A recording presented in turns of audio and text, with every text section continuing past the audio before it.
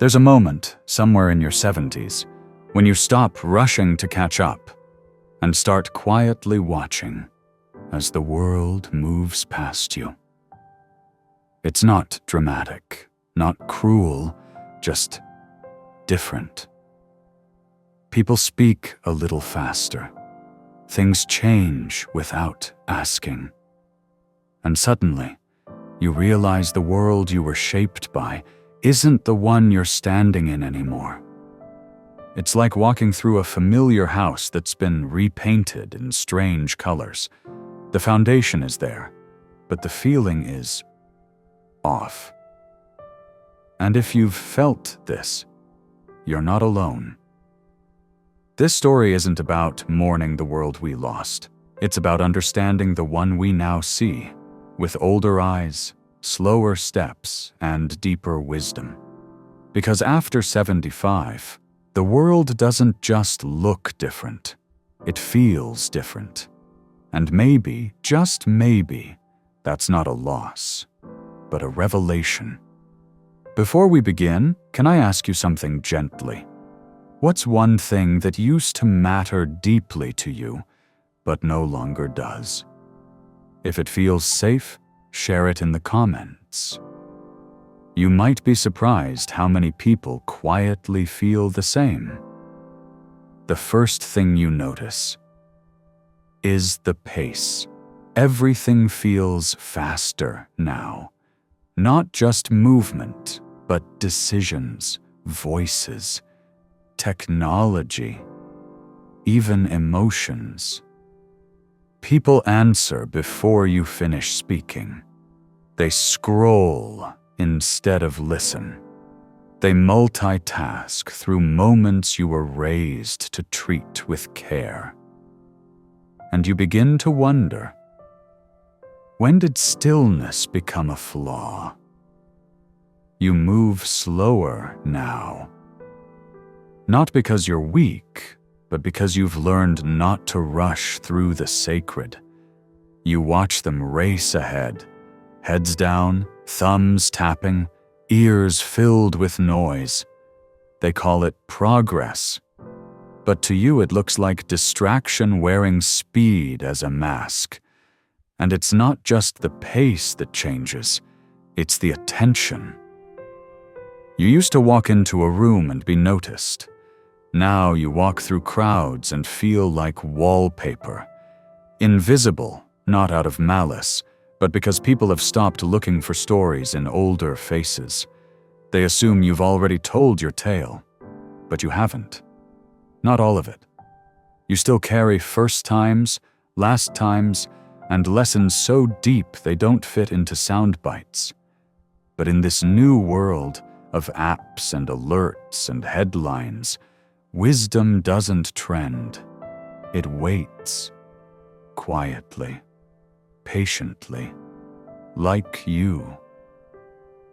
And so you watch, and you listen, and you wonder, not with bitterness, but with awe, how the world became so loud, yet heard so little. You drive down the same street you've driven for decades, and you barely recognize it. The old bakery? Now a vape shop. The post office? Condos. Even the church on the corner has a digital screen and doors that lock automatically. The faces have changed too. You used to know every neighbor on a first-name basis. Now they wave politely, but don't ask your name. There's a strange ache in being surrounded by things that look familiar, but feel different. Your memories still live there, in the cracks of the sidewalk, in the smell of the rain on certain blocks. But the world around them has kept going, as if you paused, and it didn't. And that's when it hits you. You haven't disappeared. You've just become a witness to a place you helped build, a time that quietly moved on, a rhythm that no longer matches your steps. It's not rejection, it's evolution, but it can feel like exile, And sometimes you find yourself walking just to see if someone still remembers your name. You're not looking for glory, you're looking for proof that you're still part of this changing place, that your presence still echoes in a world that runs on forgetting. But here's something unexpected. The older you get, the more beauty you begin to notice. Not the loud kind, not the perfect sunset posted online with 10 filters and a caption, but the quiet beauty, the one that hides in the overlooked corners of life. You notice the way morning light touches the edge of the table, how the wind moves through an open window like a memory finding its way home. You pay attention to the sound of a kettle, the rhythm of a clock, the way your hands still move with purpose, even if they tremble. There's a richness now that youth doesn't teach. You've slowed down, not out of weakness, but out of reverence. And that's something the young often miss. They chase peak moments, but you've learned that meaning lives in the in-between. You've seen what lasts and what fades. You've watched trends come and go, watched people rise and fall, and you've learned most of what we fear never truly mattered. What matters now is presence, is kindness, is the ability to sit in silence and feel full. That's what changes after 75. You don't look for excitement, you look for truth. And you find it in things so small they go unnoticed by those still rushing to the next thing. And you smile, because now you finally understand what it means to live with your eyes open. There's a heaviness that few speak of, the weight of outliving, not just people, but routines, places, whole eras that once gave your life meaning. You outlive the friend who called every Sunday, the neighbor who always brought tomatoes in the summer, the spouse who knew your favorite coffee mug without asking. And slowly, your circle grows smaller. Not because you've changed, but because time, in its quiet cruelty, takes without warning. You begin to realize you remember things no one else does anymore. That joke from the 60s, that song you danced to in your kitchen, that strange, beautiful silence right after your first child was born, and there's no one left to say, "Remember when," with. You carry those moments alone now, not with sorrow, but with sacred responsibility. You are the last page of a chapter most people never read. And it hurts, not because you want to go back, but because you want to share what it all meant. You want someone to look at you and see the entire story, not just the ending. But even in that ache, you remain present, still open, still willing to love again, even after goodbye.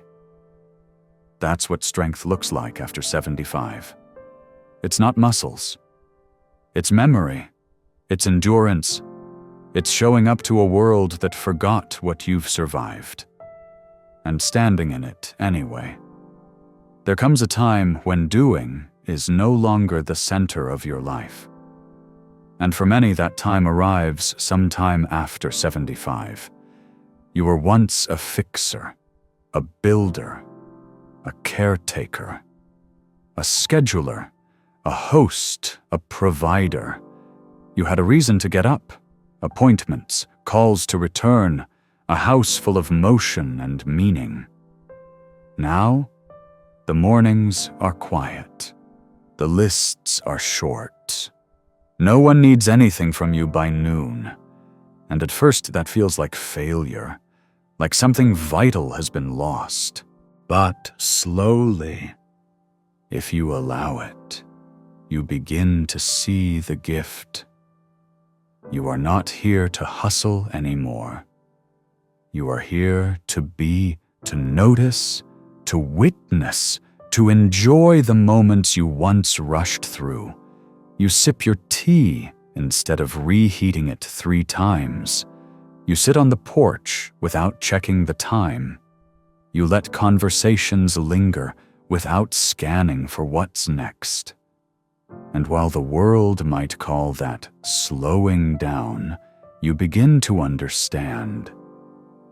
It's not slowing. It's arriving.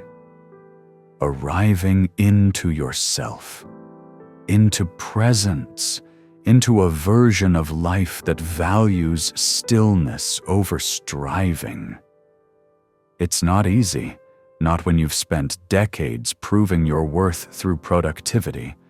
But after 75, there's a different kind of value, not in what you produce, but in who you are when everything unnecessary has finally fallen away.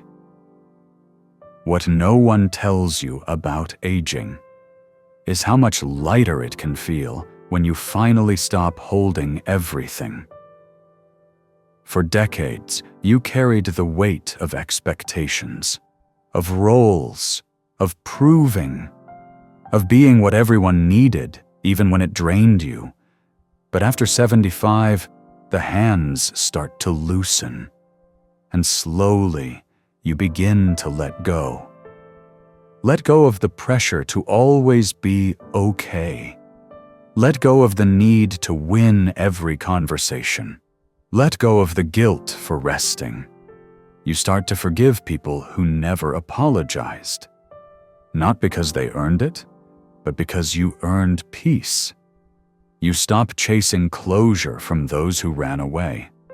You stop explaining yourself to people who never truly listened. And in that space, something beautiful happens.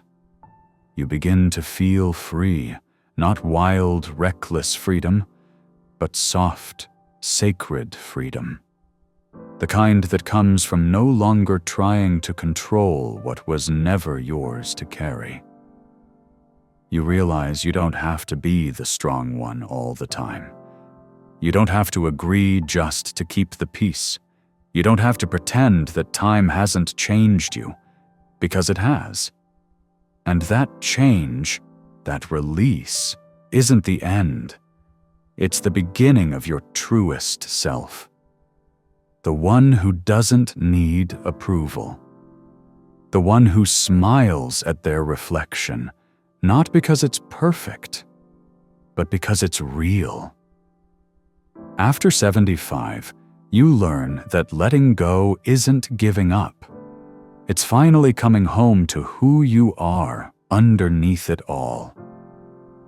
After 75, you don't see the world through ambition or urgency. You see it through memory, through wisdom, through presence. And yes, the world looks different now, but maybe you're seeing it more clearly than ever before. Not just what's shiny, but what's real. Not just what's loud, but what lasts. You've outlived storms. You've made peace with silence. You've loved, you've lost. You've softened, and somewhere in that quiet softening, you've become a lighthouse. Not flashy, but steady. Still shining even when no one sees. So if you're watching this and nodding quietly, if these words feel like they were meant for you, I want to ask, how has the world changed in your eyes? And how have you changed with it? If you feel safe, share in the comments. Someone else might be holding that same truth inside them, and your voice could set them free. And if this story gave you something to hold, a feeling, a memory, a quiet kind of understanding, subscribe. This is a place for stories that don't shout, for wisdom that whispers, for people like you who still carry meaning even when the world forgets to ask. Come sit with us again tomorrow night. There's room for you here, always.